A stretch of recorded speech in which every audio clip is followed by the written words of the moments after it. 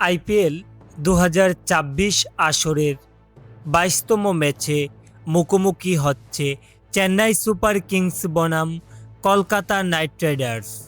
১৪ই এপ্রিল বাংলাদেশ সময় রাত ৮টা এবং স্থানীয় সময় ৭টা ৩০ চেন্নাইয়ে চেন্নাই সুপার কিংস ও কলকাতা নাইট রাইডার্স মুখোমুখি হবে।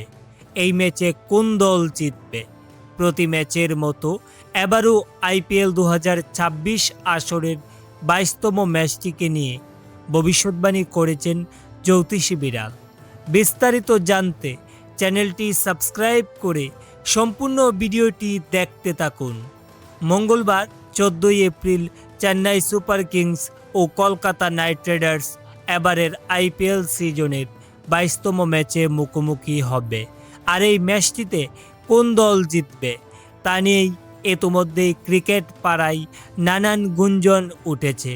এদিকে দর্শক, এখন পর্যন্ত আইপিএলের চলতি আসরে চেন্নাই ৪টি ম্যাচ খেলে মাত্র একটিতে জয় নিয়ে পয়েন্ট টেবিলের ৯ নম্বরে অবস্থান করছেন।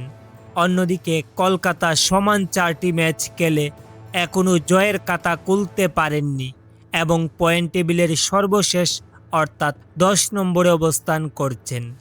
এছাড়াও চেন্নাই এবং কলকাতা এই দু দলের অতীতের পরিসংখ্যান দেখে জানতে পারি যে আইপিএল ইতিহাসে চেন্নাই এবং কলকাতা মোট ৩২টি ম্যাচে একে অপরকে মোকাবেলা করেছে।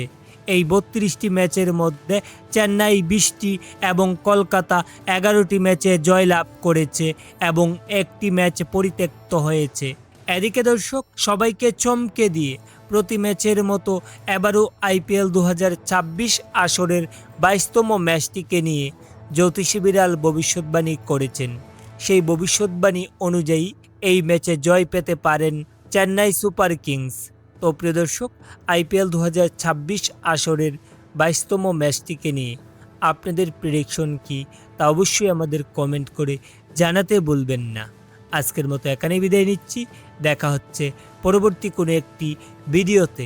ভালো থাকবেন সবাই। ধন্যবাদ সবাইকে।